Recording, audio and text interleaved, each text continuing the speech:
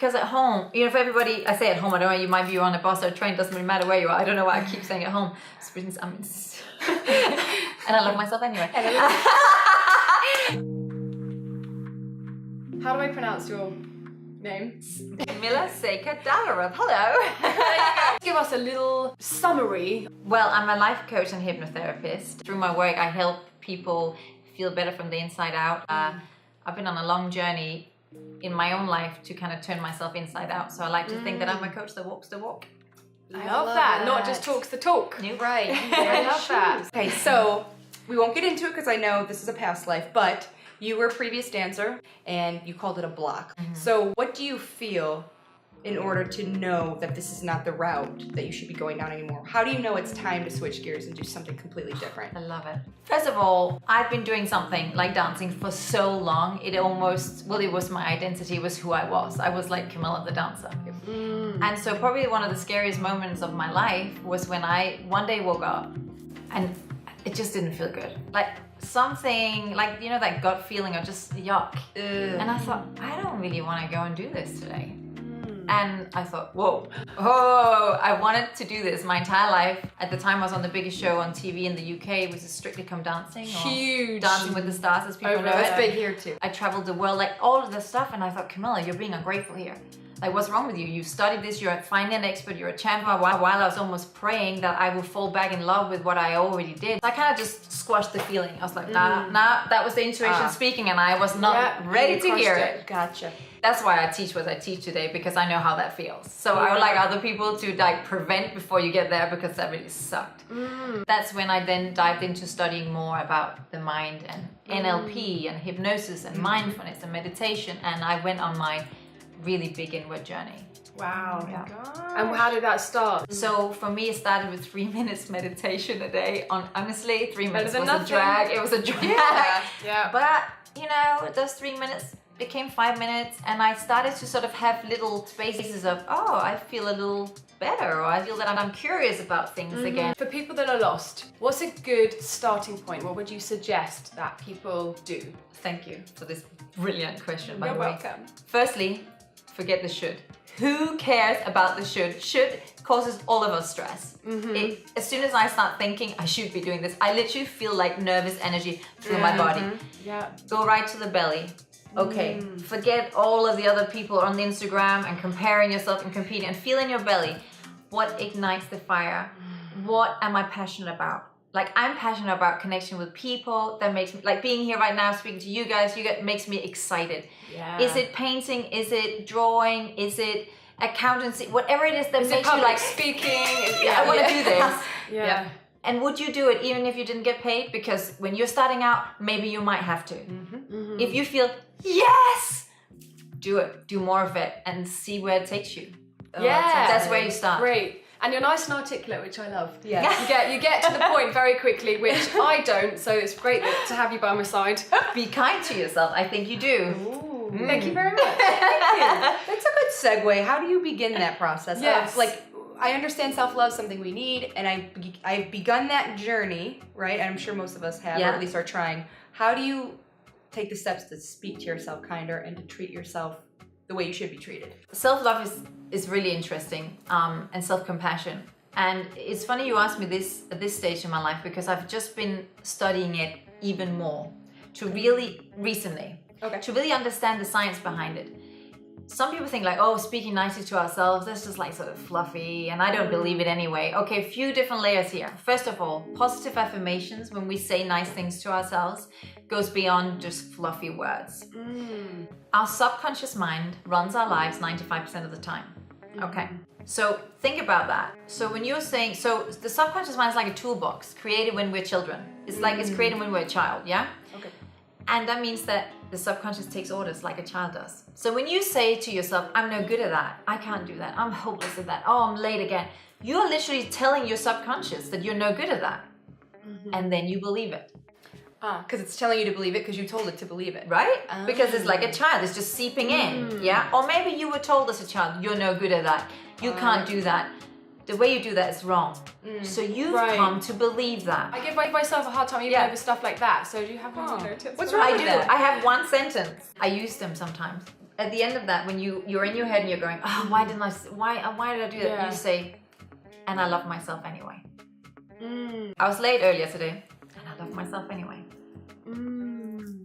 We are so You're good. hard on ourselves. No kidding. Now that you say that, I'm thinking of every single thing I say during the day. Like, cry. wow, you're late again. And oh, Jack, You why did- did you cut him off? Like, why did you get angry at that? Everything's why? Like, you're Trying to so figure it all annoying. out. It's Say the words. but I love myself anyway. And I love. Oh, instead of but? Yeah. Oh, And it's like, and you know and what? I love myself anyway. I love Yeah. myself anyway. Do you have anything to say to everyone about how, for instance, if a guy has just broken up with you and doesn't think you're attractive anymore or is not into you, how do you not take that to heart? How do you still reassure yourself that I'm still great, I am enough, even though he didn't want me or didn't think thought I was annoying or whatever, unworthy? What are your, Okay, I'm gonna share my favorite quote at the minute. Please. It's so hard to do this. You are not rejected. You are protected. I am protected from this because there's something much more special coming my way. I know that's hard, by the way. It's hard in the moment. In 'cause the I've moment, heard that too, and I'm been like, there, done that. What if 3 that's years not of the case and heartbreak. you're just saying it to make yourself feel better? Because that's what, just being honest, when you said that, I was like, yeah, but that could not be true. You could be just saying that and it makes you feel great. I truly believe it. I've seen too Okay, much there to we not go. believe that. Fair enough. But also, not being funny, when Yeah. you're in a terrible situation, you have two choices. You can choose to believe that you've been rejected, or you can choose to believe you've been protected. Which one's going to True. serve you better? Yeah, which You one's going to make your life choose. more enjoyable? Yeah, that's a choice. Yeah, that's true. I will say the feeling of feeling good enough is our foundation on our houses upon where we build. Right. Okay, it is the foundation of everything. Let me give you an example. If you're at work and somebody says to you, oh, that what you did yesterday was awful, right? And you're feeling good enough in yourself, you'll be like, okay, well, how do I fix it? I'll do it. Yeah. And it's done and it's fixed. If right. you're not feeling good enough in yourself and somebody says that to you, that sentence ruins you. Totally. Yes. It goes to my boss hates me, they think I'm hopeless, I don't know how to do my job, I'm useless, I want to quit, I don't even want to be there, they want me. It's like, oh, spiraling out. yeah. The most important thing for ourselves is to build up to feeling good enough. And that takes obviously mind training, again, positive affirmations and making sure that you're saying, I am good enough, and working on maybe situations from your childhood that could have shaped them in a way that you're not feeling enough, and kind of undoing that or reframing that so that you kind of accept that as an adult. Does that make sense? Because when you said about replaying patterns, we all do that, by the way. Yes. Everybody does. And that is because things that we've accepted as children, they come up. Like, I was bullied as a child, okay? Horrible situation to be in. And that affected me later on in life as an adult when I was in similar situations. If people would like not speak to me, or I would like second guess and think, oh my God, like they hate me. Yep. They don't want me to even do, like, and all those feelings from like 13 years old will come up. Yeah. And so I had to deal with that as an adult to feel like I fitted in, because I had to fit myself in. Like I had to Right. feel good enough within me, and then all those things started to fall into place. Right. Does that make sense? Yeah, So totally that's makes still sense. completely normal. And the reason why they come up and they feel bad is because when they feel bad as adults, that's when we deal with them. Right. So this is happening because it's something for you to look at. Right. Feeling enough, I think, is one of those things that all of us, at one point in our life, that belief will be challenged so that we can fully step in and own, yes, I am enough. It's a journey. Can you give a little example to help hone in and train the brain Okay. with bringing yourself back to... Okay. Yeah. We're going to do something where we give the brain something to do, because that's not as scary as sitting still. Yes. The scary part about sitting still for a lot of people is that a lot of emotions and feelings will come up, and that's the same for everybody. Scary. But because they want to come up. They want to clear. If we allow them to clear, they're not going to stay as long. If we push them back down, they're going to come back up. Okay? So it will find you. Yes. It's just, you decide how long you comforting, want isn't it, guys? Yeah, It will how long find you want you. to push It's it gonna down come for. up.